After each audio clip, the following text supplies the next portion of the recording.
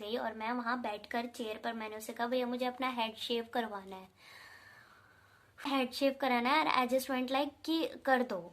उन्होंने बोला कि आपको अपने बाल क्यों कटवाने हैं, आपके बाल काफ़ी बड़े हैं। वो मतलब उनको भी शौक लग गया, तो उन्होंने मुझसे 3-4 बार और पूछा कि भाई कटवाने हैं, कि भाई क्या हो गया, क्यों कटवा रहे हो बाल। पर नहीं, जैसे कि मेरे को रट लगी हुई थी कि नहीं मुझे कटवाने हैं, मुझे कटवाने हैं, मुझे कटवाने हैं।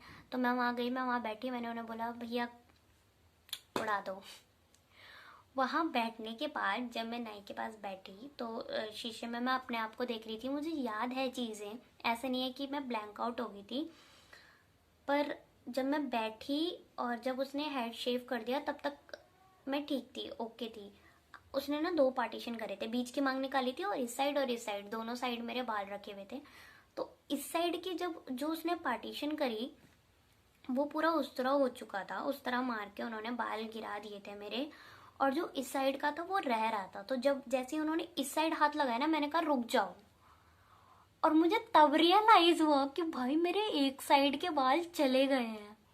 मुझे तब तक यही नहीं पता था कि मेरे बाल कट रहे हैं या कट चुके हैं। तो जब वो एक साइड के बाल चले गए तब मुझे रियलाइज हुआ कि मेरे एक साइड के बाल जो हैं वो कट चुके हैं। और मैं उनको बोल रही हूँ अब रुक जाओ, अब मत करो, अब मत काटो। तो वो भैया कह रहे हैं कि मैडम अब कैसे लगोगे, एक साइड तो गंजा हो रखा है, एक साइड इतने बड़े बाल, ऐसे तो आप अच्छे नहीं लगोगे। तो मैं बैठी रही, मेरे दिमाग में पता नहीं क्या चला। फिर मैं कुछ मतलब बोल नहीं रही थी, तो उनसे उन्होंने मेरा हेड शेव कर दिया था। जब मैं घर आई तो मैं ऐसी लेटी हुई थी और मैंने ना कैप पहन रखी थी। तो मम्मी आई और मम्मी आंगनबाड़ी से आने के बाद मम्मी ने मुझे ऐसी मजाक में छेड़ा कि इतना ठंड होने की त्यार टोपला पहनी हो, मतलब इतनी ठंड हो रही कि इतना टोपा पहन रखा है। तो मैं हंसने लग गई और फिर मम्मी ने एकदम से ऐसा करके टोपा खींचा तो मम्मी डर गई। मम्मी ने कहा ये तूने क्या करा। मम्मी ने मेरे 2 थप्पड़ मारे और उसके बाद मम्मी मतलब ऐसे बैठ गई कि तूने इतने बड़े बाल कटवा दिए, लड़की तू 12th क्लास में है, तूने ऐसा क्यों करा। बट भगवान, मतलब मैंने बहुत अच्छी फैमिली में आई थिंक जन्म लिया है। मेरी फैमिली बहुत सपोर्टिव है, चाहे मैं कुछ भी करती हूँ अपनी लाइफ में। मेरे पापा जी और मेरी माँ हमेशा मेरी साइड खड़े रहते हैं। उन्होंने मुझे उसके बाद कभी नहीं टोका, क्योंकि मेरे हिसाब से ये बहुत बड़ी बात है। क्योंकि जिनको कैंसर होता है, टच वुड, जो लोग बेचारे इतनी बड़ी बड़ी प्रॉब्लम से गुजरते हैं उनको उनका दर्द पता होता है कि उन्होंने कैसे अपना हेड शेव, मतलब अपने बालों को झड़ते हुए देखा, अपने बालों को टूटते हुए देखा है। तो वो दर्द, उस दर्द से मैं गुजर चुकी हूँ और तुम मेरी जान अच्छा ठीक है, अब वो ओवर एक्टिंग हो गई थोड़ी सी ज़्यादा। बट जहाँ पर, जिस पोजीशन पे उस टाइम पर मैं थी, मेरे पापा ने, मेरी मम्मी ने, इवन मेरे फ्रेंड्स ने भी मुझे बहुत सपोर्ट करा था। हालांकि पूरे स्कूल पे मुझे बुली होना पड़ता था, मुझे गंजी गंजी बोल के मेरे जूनियर चिढ़ाते थे, क्योंकि उस टाइम पर हमारा सीनियर कोई नहीं था, मैं ही 12th क्लास में थी। जूनियर मुझे गंजी गंजी बोल के चिढ़ाते थे। छुट्टी के टाइम पर जब हम निकलते थे ना, मेरी टोपी खींच के भाग जाते थे बच्चे। और और टोपी खींच के तो भागते थे। मैंने कहा देख ले भाई क्या है, गंजा ही तो है। बट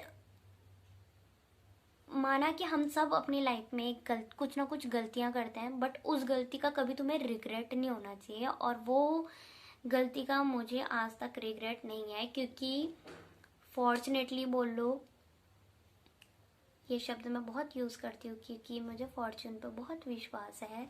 फॉर्चुनेटली बोल लो क्योंकि मैंने अपना हर एक लुक में, जैसे कहते हैं ना, स्ले करा है भाई। चाहे मैं गंजी हूँ, मैंने गंजे अपने गंजेपन को भी स्टाइल करा है। और एक और बात मैं बताना चाहती हूँ कि मुझे प्राउड है खुद पे, मुझे लिटरली प्राउड है। क्योंकि मैं जब घर से बाहर निकलती थी मैं टोपी नहीं पहनती थी। मेरे फ्रेंड्स मुझे कहते थे रितिका अगर तू ये वीडियो देख रही है ना भाई, तो मैं आज बताने वाली हूँ सबको कि तू कैसी थी, ठीक है तो मजाक कर रही हो। रितिका मेरी फ्रेंड है, वो मुझे चिढ़ाया करती थी कि भाई तू अगर ऐसे चलेगी ना, या तो तू आगे चल या तो तू पीछे चल।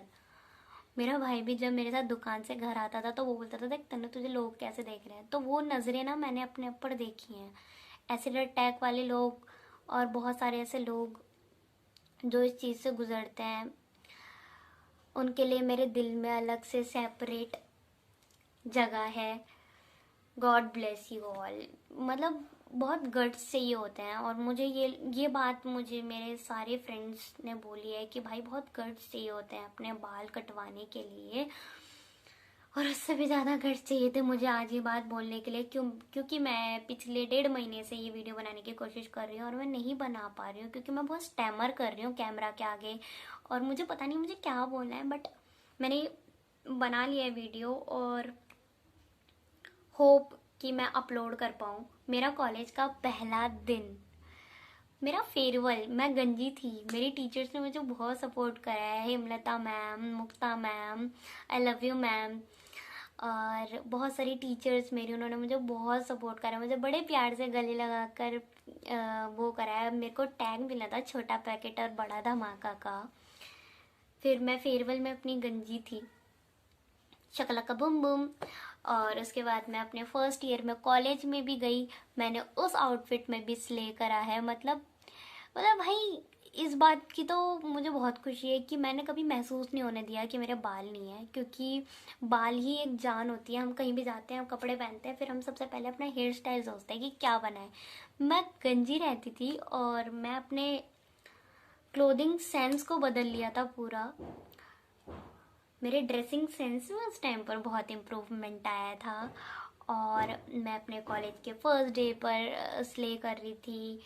मैंने कॉलेज कंप्लीट करा है, उसके साथ मैंने सारी वेडिंग्स अटेंड करी है, मैंने एक वेडिंग नहीं छोड़ी। मैंने अलग अलग डिफरेंट हेयर स्टाइल ट्राई करे हैं अभी इन 3 सालों में। डिफरेंट जो मैं हेयर कट करवा सकती थी, जिस तरह से अपने आप को मैं स्टाइल कर सकती थी, मैंने वो सब करा है। मैंने किसी चीज़ से पीछे नहीं हटी, क्योंकि जो हुआ वो मतलब था, हाँ एक एस्पेक्ट मान लेते हैं कि अगर हमने वो चीज़ करी तो वो करी, बट उस चीज़ का प्रभाव आगे नहीं पड़ना चाहिए ना।